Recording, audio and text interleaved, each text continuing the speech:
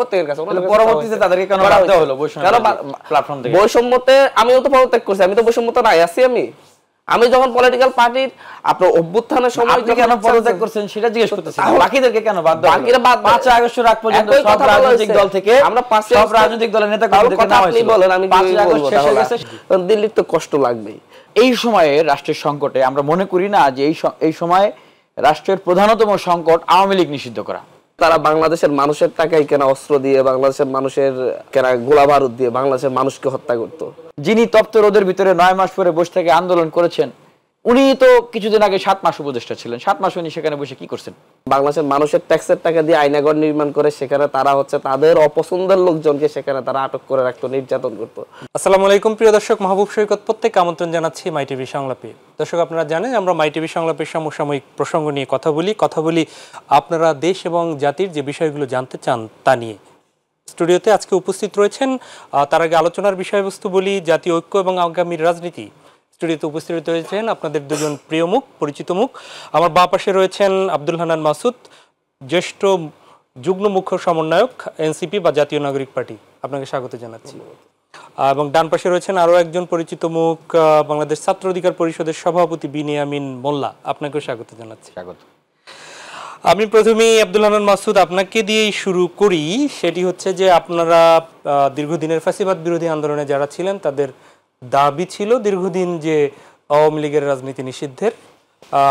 এরপরও আপনারা এই সরকারের সময় আপনাদের সমর্থন নিয়ে যে সরকার, সেই সরকারেরই কাছ থেকে প্রায় 9 মাস লাগলো সেই তাদের কার্যক্রম নিষিদ্ধের।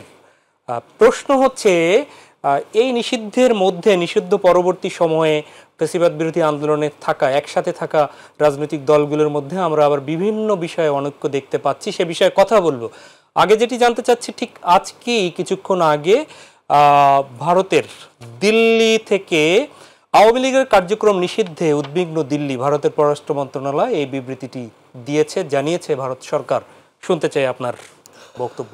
ধন্যবাদ। প্রথমত হচ্ছে এটা স্বাভাবিক না দিল্লি উদ্বিগ্ন হবে, ক্ষুব্ধ হবে, কারণ দিল্লির প্রতিষ্ঠিত দাসদেরকে বাংলাদেশ থেকে উৎখাত করা হচ্ছে। মনে তো কষ্ট লাগবেই, কারণ তারা ভাবছে যে তারা দীর্ঘ সময় ধরে আওয়ামী লীগকে ব্যবহার করে, আওয়ামী লীগকে লালন পালন করে, হৃষ্টপুষ্ট করে দেশের মানুষের অত্যাচার নির্যাতন চালিয়েছে। যেটা তারা পাকিস্তানে বোমা হামলা করে করতে হতো, সেটা তারা বাংলাদেশের মানুষের টাকায় কেনা অস্ত্র দিয়ে, বাংলাদেশের মানুষের টাকায় কেনা গোলা বারুদ দিয়ে বাংলাদেশের মানুষকে হত্যা করতো। বাংলাদেশের মানুষের কেনা টাকা দিয়ে, বাংলাদেশের মানুষের ট্যাক্সের টাকা দিয়ে আয়নাঘর নির্মাণ করে সেখানে তারা তাদের অপছন্দের লোকজনকে সেখানে তারা আটক করে রাখতো, নির্যাতন করতো। কারণ দিল্লির তো কষ্ট লাগবেই, কারণ তাদের একটা ফোর্স, আওয়ামী লীগ সন্ত্রাসী ফোর্স, যাদেরকে তারা ব্যবহার করেছে বাংলাদেশের মানুষকে তাদের অধীনে রাখার জন্য, পরাধীন করে রাখার জন্য। যখন তাদের অধীন থেকে বাংলাদেশের মানুষ মুক্তি পেয়ে গিয়েছে, যখন আওয়ামী লীগের বিরুদ্ধে এই দেশের পুরো জাতি একাট্টা হয়েছে, তার মানে পক্ষান্তরে দিল্লির যে সকল এজেন্ডা রয়েছে, বাংলাদেশে যে আগ্রাসনের যে এজেন্ডা, সেই এজেন্ডার বিরুদ্ধেই কিন্তু বাংলাদেশের মানুষ ঐক্যবদ্ধ হয়েছে এবং দিল্লি সে আগ্রাসনকে প্রতিহত করেছে। যেটা আবরার ফাত্তার হত্যাকাণ্ডের পর যে আন্দোলনটা শুরু হয়েছে সেটার পরিসমাপ্তি ঘটেছে বলে আমি মনে করি। এই জায়গায় এসে একটা, আমি বলছি না যে এটা একেবারে পূর্ণাঙ্গ পরিসমাপ্তি, এরপরও লড়াই আছে, কিন্তু একটা জায়গায় আমরা কমা দিতে পারছি, অন্তত দাঁড়িয়ে হয়তো দিতে আর একটু সময় লাগবে।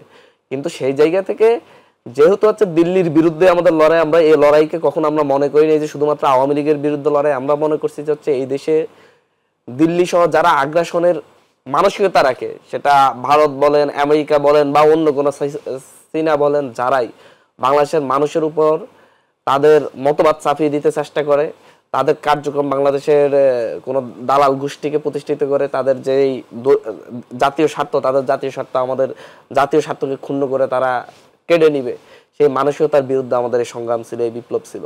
কারণ আমরা মূলত দিল্লি সহ সকল আগ্রাসন, যারা আগ্রাসন করে মূলত বিভিন্ন তৃতীয় বিশ্বের রাষ্ট্রগুলোর যে আগ্রাসনের নীতি, সেই আগ্রাসনের নীতির বিরুদ্ধে বাংলাদেশে এই গণবিপ্লব। এই বিপ্লবের পরে তারা মনক্ষুণ্ণ হবে, কষ্ট পাবে।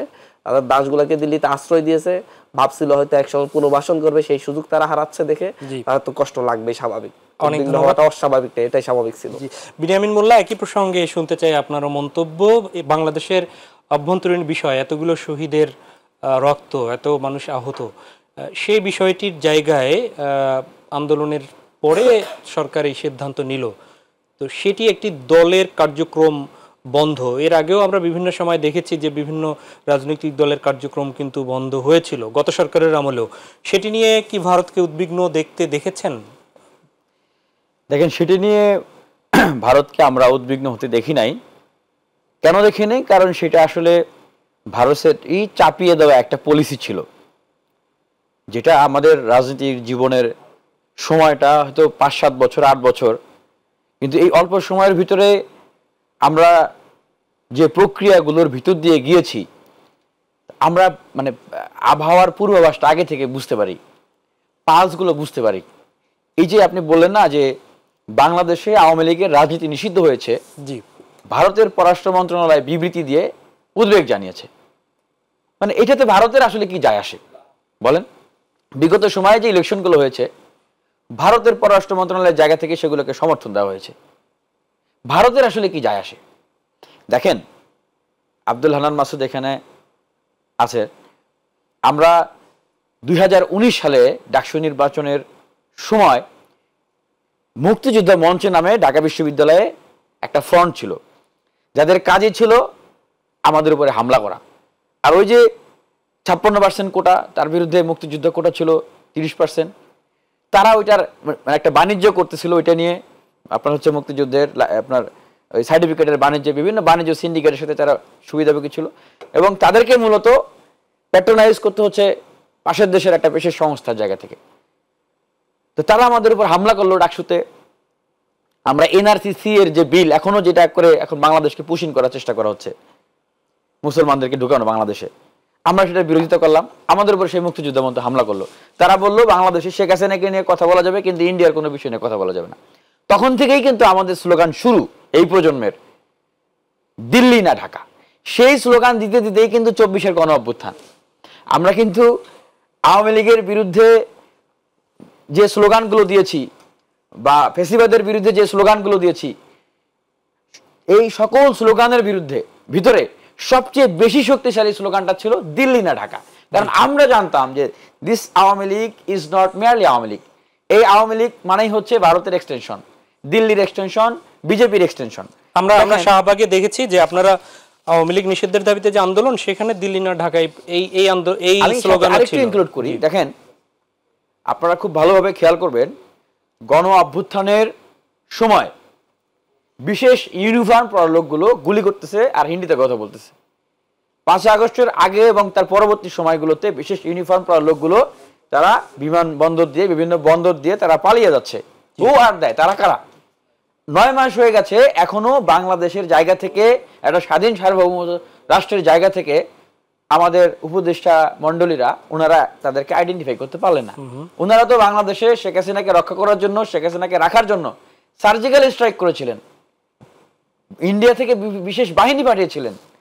তাহলে বাংলাদেশে আওয়ামী লীগ থাকবে না, এটা ইন্ডিয়ার একটা দুশ্চিন্তার জায়গা হবে।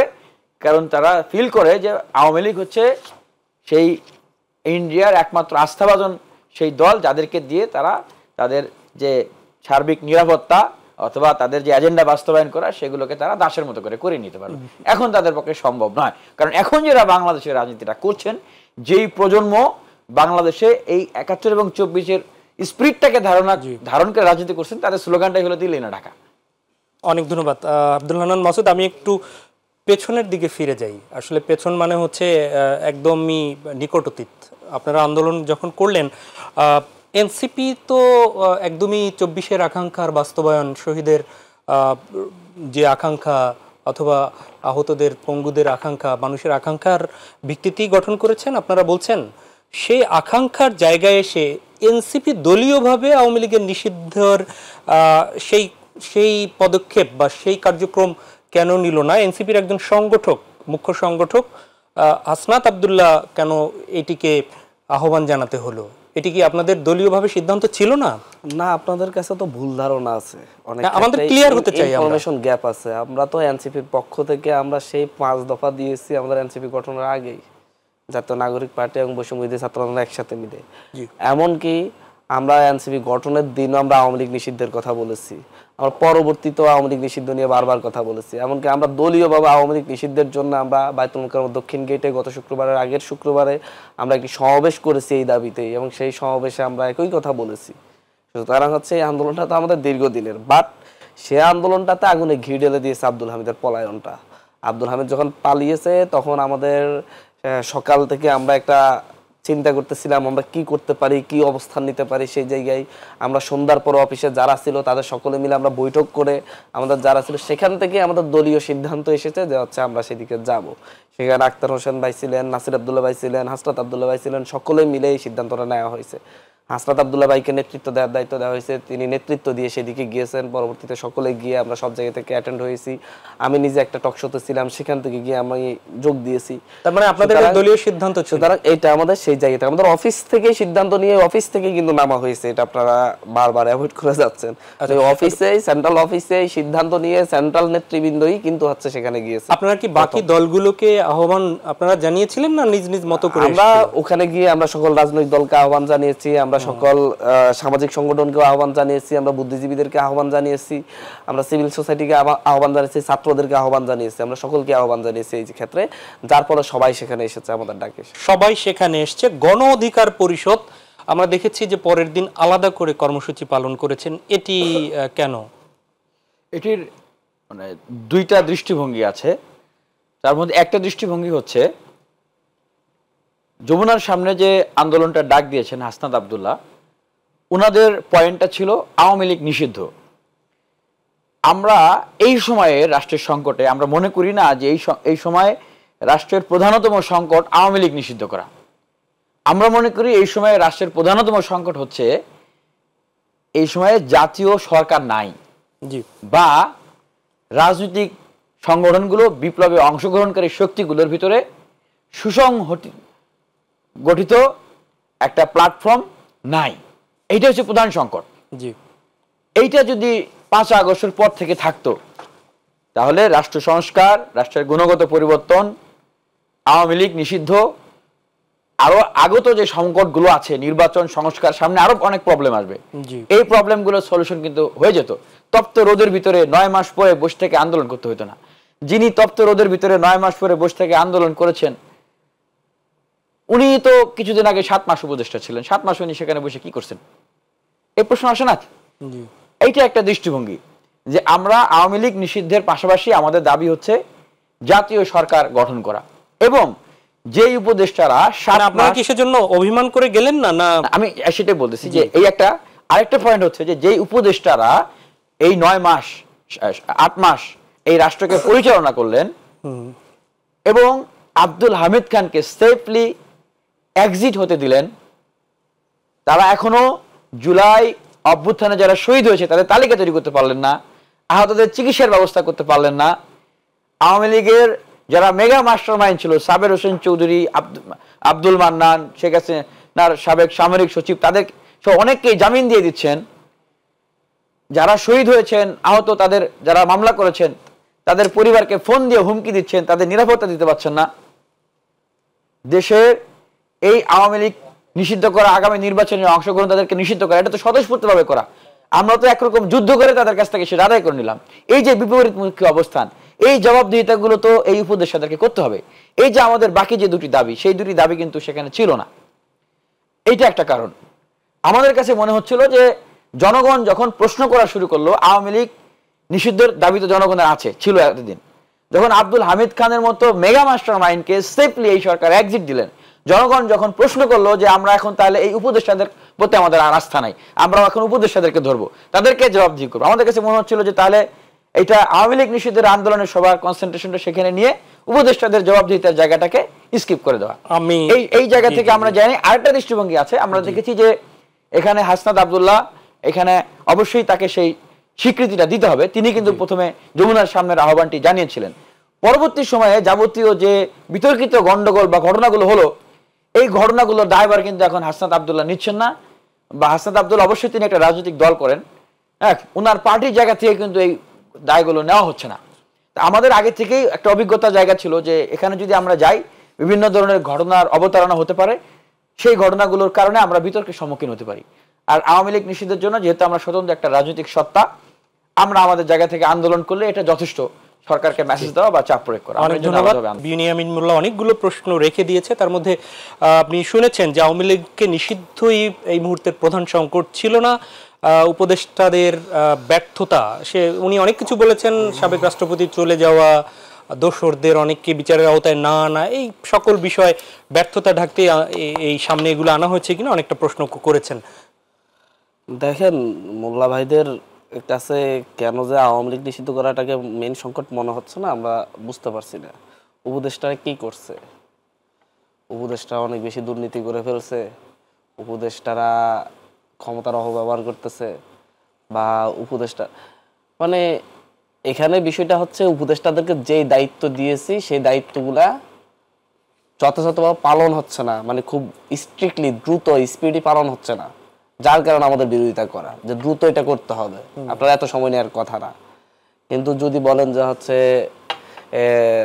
এই উপদেষ্টাদের পদত্যাগ করে ফেলতে হবে, এখন আমাদের দলের কাউকে নিতে হবে, জাতীয় সরকার, যে জাতীয় সরকার নিয়ে কিন্তু 5ই আগস্ট গণ অধিকার শুধু বললে তো জাতীয় সরকার হবে না, বা হচ্ছে শুধু জামাত বললে তো জাতীয় সরকার হবে না, বিএনপি সহ বলতে হবে, বিএনপি সহ বলাক জাতীয় সরকার হয়ে যাবে। আমরা তো মানে যেদিন গণঅভ্যুত্থান যেদিন ঘটেছে সেদিনই 5ই আগস্টে আমরা জাতীয় সরকারের প্রস্তাব দিয়েছি, কিন্তু তো রাজনৈতিক দল তো রাজি হয় নাই। আপনারা তাদেরকে নিয়ে আসেন। এই জায়গায় হচ্ছে মূলত সবসময় একটা টার্গেট করা হয়, আপনি একটা জিনিস দেখবেন, টার্গেট করা হয় যে হচ্ছে ছাত্র উপদেষ্টা যারা ছিল, ছাত্র উপদেষ্টা কারা ছিল, যারা গণঅভ্যুত্থানে জীবন বাজি রেখে লিড দিয়েছে। শুধু লিড দেয় নাই, যে হচ্ছে শুধুমাত্র যেমন আসিফ মাহমুদ 5ই আগস্ট সকালবেলা সানকার পুলে তার সামনে 6 জনের গুলি করে হত্যা করা হয়েছে, তিনি সেই মিছিলের ভিতর ছিলেন, সেখানে মারা যেতে পারতেন। আসিফ মাহমুদকে বিতর্কিত করতে পারলে লেজিটিমেসি থাকবে না, মানে লেজিটিমেসি নষ্ট করা যাবে। আপনার কাকে বিতর্কিত করতে হবে? মাহফুজ আব্দুল্লাহকে বিতর্কিত করতে হবে। আপনার কাকে বিতর্কিত করতে হবে? নাহিদ ইসলামকে বিতর্কিত করতে হবে। আপনার কাকে বিতর্কিত করতে হবে? আসিফ নজরুলকে বিতর্কিত করতে হবে, কারণ আসিফ নজরুল জীবন বাজি রেখে ঢাকা বিশ্ববিদ্যালয়ে শিক্ষকদের আন্দোলনে লিড দিয়েছেন। আপনি দেখবেন কাদেরকে বিতর্কিত করা হচ্ছে, যে কয়েকজন মাঠে সরাসরি অংশগ্রহণ করেছে আন্দোলনে, মাঠে সরাসরি বিপ্লবে অংশ নিয়েছে, তাদেরকে বিতর্কিত করা হচ্ছে। কেন? আর বাকি 25টা উপদেষ্টা কই যাচ্ছে? আর বাকি 21 জন কোথায় যাচ্ছে? তাদেরকে নিয়ে কথাবার্তা নেই। এটা হচ্ছে একটা রাজনৈতিক দেখানো, বাগাড়ম্বর আমি মনে করি আর কি। আওয়ামী লীগ নিষিদ্ধ হতে হবে, আওয়ামী লীগের বিচার হতে হবে, মৌলিক সংস্কারগুলো হতে হবে, মেইন পয়েন্টগুলোতে আসেন না, দ্রুত নির্বাচনটা হতে হবে। এগুলো করে নির্বাচন ছাড়া তো দীর্ঘদিন একটা সরকার থাকতে পারে না, আমরা মনে করি থাকতে পারেন। এই মেইন কথাগুলোতে আসেন, সেটা তো না এসে এখন আমাকেও ক্ষমতার ভাগ দিতে হবে, যেহেতু আমরা ক্ষমতায় যেতে পারি নাই। এই জায়গায় থাকলে কিন্তু হচ্ছে এটার কোনো আসবে না, মানে হচ্ছে সমাধান আসবে না, জাতীয় ঐক্যটা এই জায়গায় নষ্ট হচ্ছে। আপনাকে আরো কিছু যদি আমি এক্সাম্পল দিই, আসিফ মাহমুদ তার মন্ত্রণালয়ে অভিযোগ গ্রহণ করছে, মানে হচ্ছে কোথায় কোথায় দুর্নীতি হচ্ছে অভিযোগ দেন আমার মন্ত্রণালয়ে, তখন যুগান্তর কি একটা পত্রিকা নিউজ করছে হচ্ছে সবচাইতে বেশি দুর্নীতি আসিফ মাহমুদের মন্ত্রণালয়ে। আসিফ মাহমুদ ঘোষণা, আসিফ মাহমুদের ছবি দিয়া মঞ্চে যেন আসিফ মাহমুদ সকল দুর্নীতি করে মন্ত্রণালয়কে শীর্ষ দুর্নীতি উঠেছে। উনি অভিযোগ গ্রহণ করছে, এলজিডি তো সবচেয়ে বড় মন্ত্রণালয়, সেই মন্ত্রণালয়ে তো অভিযোগ বেশি পড়বেই, এবং সেটা উনি নিজে ফেসবুকে পোস্ট যেটা দিয়েছেন সেই পোস্টটাকেই কপি করে সেটা দিয়েই নিউজ করা হয়েছে, কিন্তু দেখানো হয়েছে মনে হয় আসিফ মাহমুদ দুর্নীতি করছে, অথচ দুর্নীতির অভিযোগ নিছে। একই সাথে এই যে দুদক, যেটা হচ্ছে বেগম খালেদা জিয়ার সাবেক পিএস, যাকে দিয়ে দুদক প্রদান করা হয়েছে, অনেক ক্ষমতায় এসে ধরেন উপদেষ্টা পিএস 2 জনকে নিয়ে অনেক দুর্নীতির কথা হয়েছে, আমরা তদন্তের কথা বলছি, হ্যাঁ তদন্ত করার জন্য একটা প্রক্রিয়া গেছে। সারা দেশে একসাথে এলজিডির 34টা জেলা উপজেলা অফিসে অভিযান চালিয়েছে, খুব সুন্দর, এটা দরকার বাংলাদেশের জন্য, এটা সুন্দর যে হচ্ছে যে সরকার ক্ষমতায় থাকে তার বিরুদ্ধে তদন্ত হবে, মানে। কিন্তু আপনি কি আজ পর্যন্ত একটা নিউজ দেখছেন যে হচ্ছে এই দুদক গঠিত হওয়ার পরে আওয়ামী লীগের একটা এমপি 2টা মন্ত্রীর জন্য সারা দেশে অফিসগুলোতে তন্ন করা শুরু করছে, ডকুমেন্টস করছে বিপুল দুর্নীতি, ভূমিমন্ত্রী সাইফুজ্জামানের দুর্নীতি নিয়ে কি করতেছে? একেবারে একটা ইস্টাবলিশমেন্ট আছে, পলিটিক্যাল ইস্টাবলিশমেন্ট যেটা লিড দিচ্ছে বিএনপি, মিলিটারি ইস্টাবলিশমেন্ট আছে, আপনার হচ্ছে সোশ্যাল ইস্টাবলিশমেন্ট আছে, সিভিল সোসাইটি ইস্টাবলিশমেন্ট আছে, অ্যাডমিনিস্ট্রেটিভ ইস্টাবলিশমেন্ট আছে, ফুল ইস্টাবলিশমেন্ট মেনেই নিতে পারছে না এরকম একটা অভ্যুত্থান হতে পারে। ভাই 16 বছর আমরা পারি নাই, এখন কেন এরকমটা হবে? তাহলে কে নিয়োগ দিয়েছে সেটাও ব্যাপার না, মানে কোন কারণে নিয়োগটা হয়েছে, আমরা তো আর নিয়োগ দিই নাই, বা আমাদের এই 3 উপদেষ্টা তো নিয়োগ দেয় নাই, আমি কথা বলছি যাচ্ছে এই ঘটনাগুলো ঘটছে, যেটা আমরা পারতেছি না অনেক ক্ষেত্রেই। আমাদেরকে ওই যে মাহফুজ ভাই একটা পোস্ট দিয়েছিলেন যে হচ্ছে আমাদেরকে এমন একটা অবস্থায় ফেলে দেওয়া হয়েছে যে হচ্ছে আমরা না পারতেছি প্রভাব বিস্তার করতে, না পারতেছি যে হচ্ছে সকল ইয়ার এখানে অন্য কারো মন্ত্রণালয়ে যদি ঝামেলা হয় ছোট ভাই আব্দুল সেই হান্নান দোষটা যদি অনুমতি দেয় আমি একটু পয়েন্ট দেই। সবকিছুতে ছাত্র উপদেষ্টাদেরকে টানার জন্য মেইনলি এনসিপি একটা দল গঠন হয়েছে। সেই এনসিপি কে আপনি অনেক প্রশ্ন করতে পারেন, অনেক কথা বলতে এনসিপি কেই থাকেন। আমরা তো আমাদের কোনো পোস্টেড কেউ তো সরকারের নেই। কথায় আসলেই আমরা দেখি যেদিন তারা সরকারে গিয়েছে সেদিন এনসিপি নামে কোনো দল ছিল না। বৈষম্যবিরোধী ছাত্র আন্দোলনের দুইজন সমন্বয়ক যারা সবচাইতে গুরুত্বপূর্ণ অবদান রাখছেন অভ্যুত্থানের সময়, তাদেরকে তখন প্রথমত ইয়েতে নেওয়া হয়েছে, সরকারে নেওয়া হয়েছে। কেন নেওয়া হয়েছে? অভ্যুত্থানের প্রতিনিধি হিসেবে। একটা কথা আমি বারবার বলি, তখন অভ্যুত্থানের প্রতিনিধি হিসেবে তাদেরকে নেওয়া হয়েছে। এখন তাদেরকে এক কর্নারে ফেলে দেওয়ার চেষ্টা করা হচ্ছে। কেন? ওনারা যদি লিড না দিতেন, অভ্যুত্থানটা আপনারা গটাইতেন রাজনৈতিক দল সবগুলো মিলে গটাইছেন। মানুষ তো আপনাদের কথাতে আস্থা তখন রাখে নাই। আসলে আপনারা বারবার বলছেন নামতে মানুষ, কারণ হচ্ছে রাজনৈতিক অবস্থান এখন এনসিপিও আমি মনে করি যে মানুষের আস্থা হারাচ্ছে অনেক ক্ষেত্রে, আমি এটা মনে করি। বাট কেন এই পরিস্থিতিটা তৈরি হচ্ছে? আজকে আমরা সবাই একসাথে হয়ে সরকারকে হেল্প করে মুখে মুখে বলি আমরা হেল্প করি, কিন্তু দেখা যাচ্ছে হচ্ছে ওই যে ফোন দিয়ে 1 লক্ষ টাকা চাইছি একটা কাজের জন্য, চাই নাই কেন আসিফ মাহমুদের পদত্যাগের জন্য আমি একটা মিছিল নামাই দিলাম, এটা একটা নেতার স্ক্রিনশট সহ ভাইরাল হলো না মিছিলের পরে। মানে এই কাজগুলোই মূলত হচ্ছে আপনি যাবেন সুবিধার জন্য, সুবিধা বলতে এক মানে সঠিক সুবিধা না, আপনি 2 নাম্বার সুবিধার জন্য যাবেন। বড় বড় রাজনৈতিক দল নেতারা যখন দেখে যে হচ্ছে সম্ভব না, দিচ্ছে না যে সুবিধাটা, তখন গিয়ে হচ্ছে এবার গিয়ে বাইরে গিয়ে কাজটা করবে। আমি তো এই জায়গায় বাংলাদেশে এখন যেটা সবচাইতে বড় সংকট, সেটা সবচাইতে বড় সংকট হচ্ছে আওয়ামী লীগের নেতাকর্মীদের, আওয়ামী লীগ নিষিদ্ধ হয়েছে, আওয়ামী লীগ নেতাকর্মীদের বিচার, যারা হচ্ছে হত্যাযজ্ঞ অংশগ্রহণ করেছে, আহত শহীদদের শহীদ পরিবারের সঠিক দেখাশোনা করা, আহতদের চিকিৎসার ব্যবস্থা করা পরিপূর্ণ, এটা নিয়ে আমরা কথা বলতেছি, আপনারাও বলেন, সবাই মিলে আমরা এই জায়গাগুলোতে যাই এবং হচ্ছে মৌলিক সংস্কারগুলো নিশ্চিত করে কি কি মৌলিক সংস্কার সেটা নিয়ে বসেন। কিন্তু কেউ কোনো রাজনৈতিক দলের সাথে একসাথে বসে আলাপ আলোচনা করতে প্রস্তুত না। কিন্তু রাস্তায় নেমে শুধুমাত্র 3 জনকে টার্গেট করবো, আসিফ মাহমুদ, মাহফুজ আব্দুল্লাহ আর হচ্ছে আসিফ নজরুল। এর বাইরে আর কেউ নাই, কাউকে টার্গেট করা যাবে না, কারণ হচ্ছে আর কেউ আন্দোলনের সময় ওভাবে রাস্তায় ছিল না। এটা টার্গেট করতে পারলেই ওই উত্তর মানে উত্তর মহল যেটা হচ্ছে ভারতের সকলগুলা বিষয় পূর্ণ হয়, মানে ভারত যেটা চাই মূলত বলা হলো যে আমরাও ক্ষমতার অংশীদারিত্ব চাই। আমরা কিন্তু শুধুমাত্র আমরা ক্ষমতার অংশীদারিত্ব চাই সেটা বলি নাই কখনো। আমরা বলেছি জাতীয় সরকার অভ্যুত্থানে যারা অংশগ্রহণ করেছে সেটা তো আমরা প্রত্যেকেরই ক্ষমতার অংশীদারিত্ব নয়, বরং যেহেতু প্রত্যেকেরই এই অভ্যুত্থানের নেতৃত্বের অংশীদার রয়েছে, রাষ্ট্রকে পরিচালনা করা, সুশৃঙ্খল রাখা এবং শহীদদের প্রতি দায়বদ্ধতা, আহতদের প্রতি যে দায়বদ্ধতা সেটি পূরণ করার জন্য রাষ্ট্র সংস্কার, রাষ্ট্রের গুণগত পরিবর্তনের জন্য সকলেরই কাজ করার অধিকার আছে। আমার দায়িত্ব আপনি কেন একা সব পালন করবেন? এই যে 56টা মিনিস্ট্রি, মন্ত্রী আছে কয়জন? 21 জন। 9 মাসে তারা বাংলাদেশে আর একটা যোগ্য লোক খুঁজে পাইল না সেখানে বসানোর জন্য। বলতেছেন যে টার্গেটটা প্রশ্ন করেছে যে 3 জন কি টার্গেটটা কেন? বাকিদের ব্যাপারে কথা বলছেন না, আমরা শুধু সুনির্দিষ্টভাবে 3 জনের কথা বলি নাই। আমি তো একটু আগেই বললাম যে আমি প্রত্যেকটা উপদেষ্টারই দায়বদ্ধতার কথা বলতেছি। আর যখন এই যে 2 জন ছাত্র উপদেষ্টারা উনি বললেন যে ওনারা অভ্যুত্থানের প্রতীক হিসেবে গিয়েছেন, 3 জন ছাত্র উপদেষ্টা, তো অভ্যুত্থানের প্রতীক হিসেবে সেখানে গিয়ে তার কাজ কি রাজনৈতিক দল গঠন করা? আপনাকে কি সরকার মানে পৃষ্ঠপোষকতা করবে আর আপনি সেখানে বসে বসে রাজনৈতিক দল গঠন করবেন, নিজেরা সামনে এমপি মন্ত্রী হবেন, ক্ষমতায় যাবেন, এই জন্য কি আপনারা সেখানে বসছেন?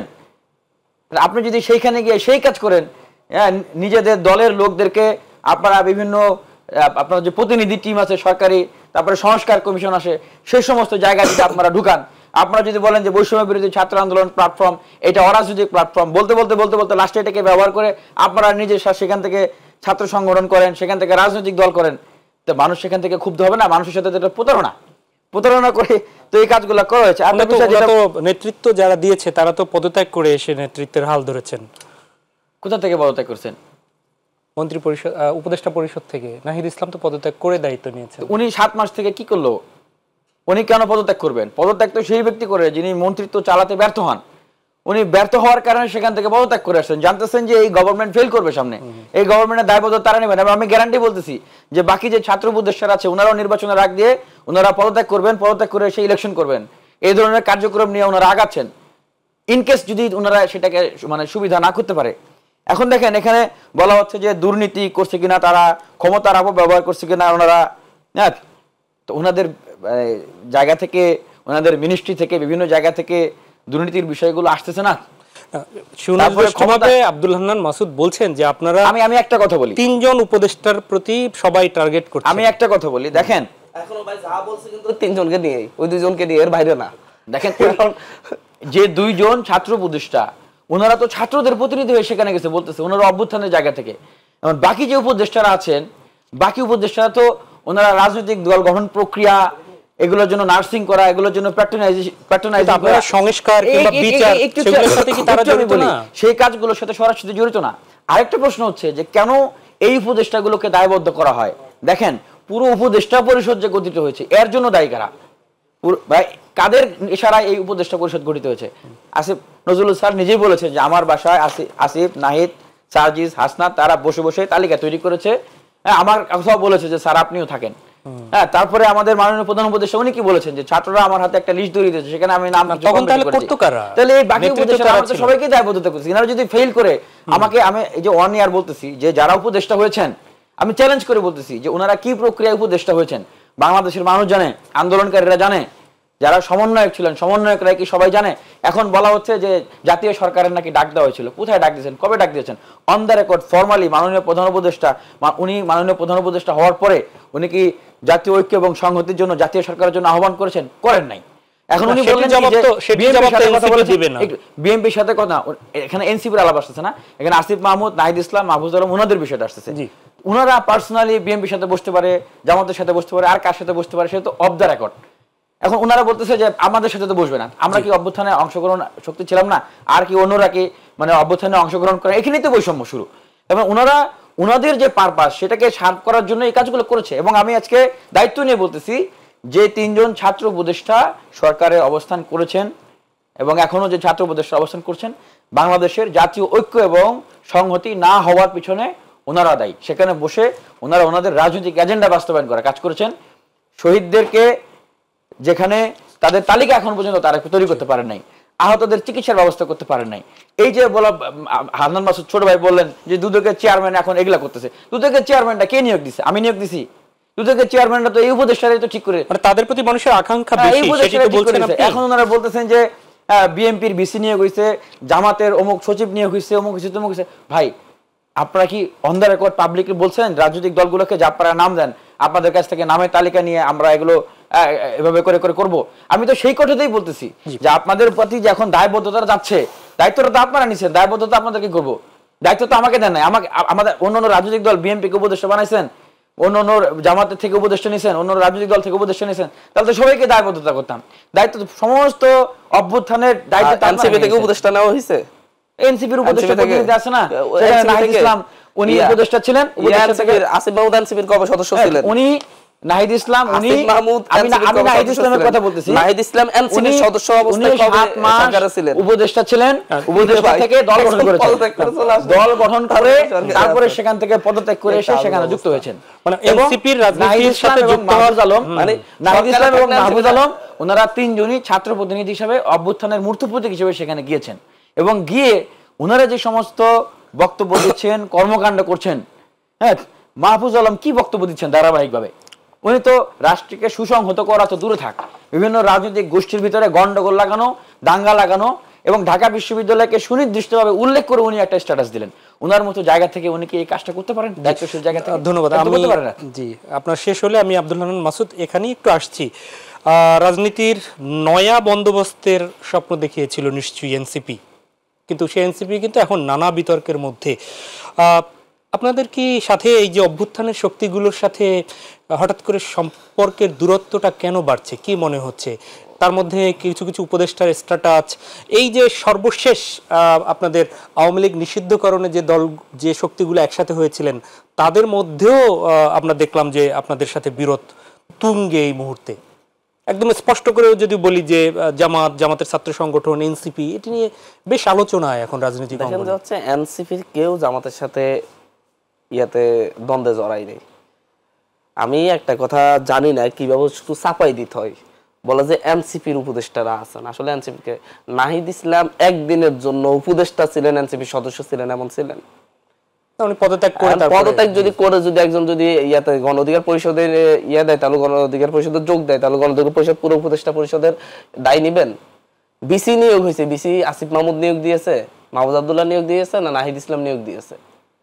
সবকিছুকে আপনি দায় চাপাই দেন, না পারলেও খুব জোরে চাপাই দেন, দিতে পারলেই হলো। কারণ হচ্ছে এটাই আমাদের উদ্দেশ্য। আপনার যারা ক্ষমতা নেই, যাদের আমি দূরত্বের কথাটা বলছেন না, কিন্তু আমি একটু ছাত্র সংগঠনের এর মেইন কারণটা কি আমি বলছি। যেমন হচ্ছে ভাই এখানে অনেকগুলো কথা বললো যে মানুষ ক্ষুব্ধ হচ্ছে কারণ আপনাদেরকে পৃষ্ঠপোষকতা করা হচ্ছে, আপনারা ব্যর্থ হচ্ছেন, কমিশনের সদস্য হিসেবে আপনারা ছাত্র প্রতিনিধি দিয়েছেন। আচ্ছা, মানুষ কারা? গণ অধিকার পরিষদের যারা নেতাকর্মী তারা, বিএনপির যারা নেতাকর্মী তারা, জামাতের যারা নেতাকর্মী তারা, প্রত্যেক দলের মানুষ বলতে জনগণ আমার সাথে আছে বলতে তার নেতাকর্মী, তাদের একটা অংশ তো আছে, তাদের একটা অংশ, তারা ক্ষুব্ধ হচ্ছে। কারণ ওই যে 1 লাখ টাকা চাইছি আমি পাই নাই, কোনো উপদেষ্টা পদত্যাগের জন্য একটা মিছিল দিব। ভাই আমি একটা সুবিধা চাইছি, ধরেন যে আমি একটু একটা কাজ চেয়েছেন, ন্যায্য কাজ, আমি একটু ন্যায্য কাজ চেয়েছেন, আপনারা তো উপদেষ্টা হয়ে গেছেন। আমি একটু বলি, বাংলাদেশে কিন্তু ন্যায্য কাজের কথা বলেন, সেটা তো বুঝাই যাচ্ছে, সেটা তো আপনারা দেখেছেন মিডিয়াতে আসছে, যত ধরনের মানে কাজ আছে সকল কিছু অথরিটি তারা। যদি মোল্লা ভাই বলতে থাকে তাহলে তো আমি বলবো সকল কিছু অথরিটি তারা, উপদেষ্টা হয়েছেন তারা। অন্যরা কোনো ন্যায্য কাজ চান, উপদেষ্টা যদি আরো 5 জন হইতে পারেন, উপদেষ্টা যদি আরো 5 জন হইতো সেটাও পারবেন না, তাহলে তো সেটা হচ্ছে মানে ছাত্র অভ্যুত্থানের পর অভ্যুত্থানের প্রতিনিধি যদি আরো 5 জন হইতো, কারা হতো? কাদেরকে নির্ধারিত? মোল্লা ভাইকে, নূর ভাইকে, রাশেদ ভাইকে, না ফারুক ভাইকে? সেই আপনার সেই অভ্যুত্থানের নেতৃত্ব যারা দিয়েছে তাদের লিস্ট ধরে ধরে হইতো। কারণ হচ্ছে এই সমন্বয়ক লিস্ট যখন করা হয়, প্রত্যেকটা ছাত্র সংগঠন প্রত্যেকটা রাজনৈতিক দলের কাছে নাম চাওয়া হয়েছে, আপনারাও নাম দেন, তাহলে ইয়া করে সমন্বয়ক লিস্টে করে প্রত্যেকের কাছে। পরবর্তীতে তাদেরকে কেন বাদ দেওয়া হলো প্ল্যাটফর্ম থেকে? বৈষম্যতে আমিও তো পদত্যাগ করছি, আমি তো বৈষম্যতে নাই আছি। আমি যখন পলিটিক্যাল পার্টির আপনার অভ্যুত্থানের সময় কেন পদত্যাগ করছেন সেটা জিজ্ঞেস করতেছি, বাকিদেরকে কেন বাদ দেওয়া? বাকিরা বাদ 5 আগস্ট রাখ পর্যন্ত সব রাজনৈতিক দল থেকে আমরা সব রাজনৈতিক দলের নেতাকর্মীদেরকে নাম হয়েছিল। বলেন আমি 5 আগস্ট শেষ হয়ে গেছে। বিনিয়ামিন মোল্লা, আপনার কাছে একটু এসে ছোট্ট করে জানতে চাই, সেটি হচ্ছে দেখেছেন নিশ্চয়ই যে এই যে শাহবাগের যে আন্দোলন, সেই আন্দোলনের পরে সেখানে কিছু স্লোগান দেয়া, জাতীয় সঙ্গীতকে থামিয়ে দেওয়ার বিতর্ক, এরপরে এই নিয়ে এনসিপির এবং এনসিপির ছাত্র সংগঠনের বক্তব্য এবং জামাত ইস্যু, এইগুলো নিয়ে বেশ এখন ভার্চুয়াল জগৎ উত্তাপ। কিভাবে দেখছেন বিষয়টাকে? বিষয়টা এরকমই, আমরা আগে থেকেই জানতাম যে এই ধরনের কর্মকাণ্ড সেখানে হওয়ার সম্ভাবনা আছে এবং হাসনাত আব্দুল্লাহ উনি সবাইকে ডাক দিয়েছেন, কিন্তু পরবর্তীতে কোনো ঝামেলা সৃষ্টি হলে উনি সেই দায় দায়িত্বগুলো পুরোপুরি নিবে না, যে কারণে গণ অধিকার পরিষদ পল্টনে অবস্থান নিয়েছে। আমি গণ অধিকার পরিষদের সেই অবস্থানের সাথে সংহতি জানিয়েছিলাম। আবার ঢাকা বিশ্ববিদ্যালয়ে বিভিন্ন হল পাড়ায় আমি মিছিল করেছি ছাত্রলীগ নিষিদ্ধের দাবিতে। দেখেন, হাসনাত আব্দুল্লাহ সেখানে ডাক দিয়েছেন। এটি কি এই যে পরিস্থিতি, আমরা হয়তো বিস্তারিত পেছনের আলোচনায় যেতে চাচ্ছি না, এটি কি ঐক্যের জায়গায় কি ফাটল ধরার সম্ভাবনা তৈরি হয়েছে মনে করেন? এনসিপির অবস্থান ঠিক আছে মনে করেন? এটি নিঃসন্দেহে ঐক্যের জায়গায় ফাটল ধরানোর জন্য এবং দায় মুক্তির জন্য, পাশ কাটিয়ে যাওয়ার জন্য এনসিপি একটা বিবৃতি দিয়েছে। আমি যেটা দেখেছি সেই বিবৃতিটা কাজ করতেছে। দেখেন, আপনি ডাক দিয়েছেন, আপনার ডাকে যে লোকগুলো সেখানে গিয়েছে, সেখানে যাবতীয় যা কিছু ঘটনা হচ্ছে প্রত্যেকটা ঘটনার ম্যানেজমেন্টের দায়িত্ব কিন্তু আপনাকে নিতে হবে। আপনি যখন দায়িত্ব নেবেন, আপনি পারবেন না সেটা ব্যাখ্যা দিবেন যে এই কারণে আমি পারতেছি না। কিন্তু আমি দেখেছি যে হাসনাত আব্দুল্লাহ ইসলামী আন্দোলন রূপের সঙ্গে গিয়েছেন, দ্যাটস গুড, কিন্তু বাকি বিষয়গুলোকে আপনি নেগেটিভলি কেন ঠেলে দিচ্ছেন যে তারা বিরোধী, তারা হচ্ছে এখন 71পন্থী হয়ে গেছে, হ্যাঁ মানে ডানপন্থী। আমি দেখলাম যে এনসিপির বিবৃতিতে তারা ডানপন্থী এরকম বিষয় উল্লেখ করেছে, আমি যদি ভুল না করে থাকি। তো এরকম ভাবে তো তাহলে বাংলাদেশে ইনক্লুসিভ রাজনীতিটা কিভাবে হবে?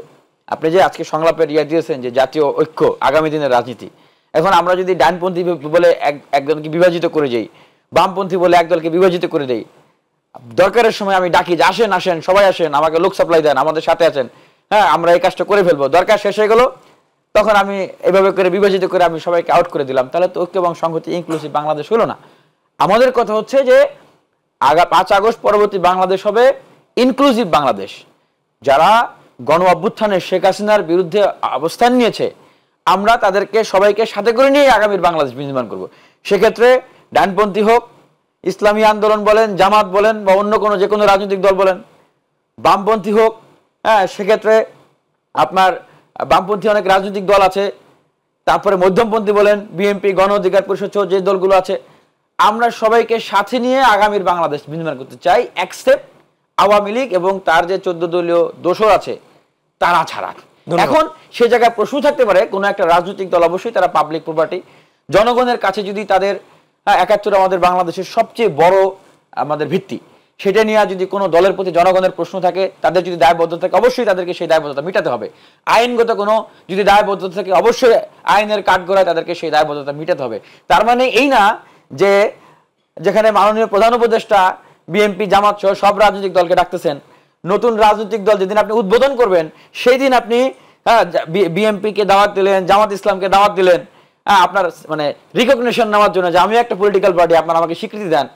আবার আওয়ামী লীগের নিষিদ্ধের আন্দোলন করবেন, আপনার লোকজন পাচ্ছেন না পাশে, আপনি জামাতকে ফোন দিচ্ছেন, গণ অধিকারকে ফোন দিচ্ছেন, ইসলামী আন্দোলনকে ফোন দিচ্ছেন যে ভাই আপনারাও আসেন, আপনারাও আসেন। শাহবাগেই ব্লকেট করতে হবে, বাংলাদেশের অন্য কোনো জায়গায় ব্লকেট করা যাবে না, তাহলে নাকি কষ্ট হবে মানুষের। অথচ শাহবাগ হচ্ছে বাংলাদেশের মানুষের সবচেয়ে গুরুত্বপূর্ণ জায়গা। তা এরপরে কি হয়ে গেল, এরপরে বলে যে অমুক কালো, অমুক বলে বাঁকা, অমুক বলে চেরা। তো এইটা তো হচ্ছে যে আপনার হচ্ছে যে ডাবল স্ট্যান্ডার্ড, রাজনৈতিক ডাবল স্ট্যান্ডার্ড করলে সামনে কিন্তু নতুন রাজনৈতিক দল বন্ধুহারা হয়ে যায়। জি ধন্যবাদ। আমি হান্নান মাসুদ আপনার কথা শুনতে চাই এই বিষয়ে। না, আমার কাছে মনে হয়েছে মোল্লা ভাইদের চাইতে শুভাকাঙ্ক্ষী আমাদের, এরকম শুভাকাঙ্ক্ষী আমাদের অনেক প্রয়োজন আমাদের রাজনীতি নিয়ে। তো ভাইদের অনেক বিশ্লেষণ আছেন, আমরা বন্ধুহারা যেন না হয়ে যাই সেটা নিয়ে ভাইদের অনেক কথা। তবে একটা বিষয় হচ্ছে আমরা ঐক্যের জায়গায় তো আমরা কোনো কথা বলি না, আমরা বলছি বাংলাদেশ পন্থী রাজনীতিটা হতে হবে। আমরা বলি নাই যে কাউকে এখান থেকে বের হয়ে যেতে হবে, আমরা বলছি যে হচ্ছে 71 প্রশ্নেরও সমাধান হওয়া দরকার। আমরা বলি নাই যে জামাতকে রাজনীতিতে নিষিদ্ধ করতে হবে, কারণ জামাতের এই প্রজন্ম তো 71 ছিল না। আমরা বলছি যে ব্যানারটা বাংলাদেশের স্বাধীনতার বিরোধিতা করেছে আপনি, তাদের ব্যাপারে সেই ব্যানারটা নিয়ে রাজনীতি কেন করতে হবে? কেন এই দায়টা পরবর্তী প্রজন্ম, তারপর প্রজন্ম, তার পরের প্রজন্ম বয়ে বেড়াবে? মনে করেন আওয়ামী লীগ 24-এ যে অপরাধ করেছে, আওয়ামী লীগ নামে যদি হচ্ছে আগামী 50 বছর পর 100 বছর পর কেউ রাজনীতি করতে আসে, তারা এই দায় এড়াবে না, দায় নিতে হবে না 24-এর যে আওয়ামী লীগ এই কাজটা করেছে? আমরা বলছি বাংলাদেশে তাহলে হচ্ছে আমাদের যে একতার জায়গাটা সেটা আরো শক্তিশালী হওয়া সম্ভব। তাহলে কেউ আমাদের এই যে কোশ্চেন তুলতে পারবে না যে হচ্ছে তোমরা কেন জামাতের সাথে ঐক্য করতেছো, কেন হচ্ছে এই প্রশ্নগুলো 5 আগস্টের আগে আপনাদের মনে কখনো হয়নি? এই যে আপনি বললেন যে এই কথাগুলো আমরা অনেক আগেও বলেছি, আমরা বলছি তাদের সাথে অভ্যন্তরীণ মিটিংও আমরা বলছি। পাশাপাশি হচ্ছে যেমন ধরুন হচ্ছে একটা ইনক্লুসিভ প্রোগ্রাম, জামাতেরটা একজন কর্মীকে জামাত পাঠাই দেয় নাই, নেতা সহ এসেছে মিছিল নিয়ে।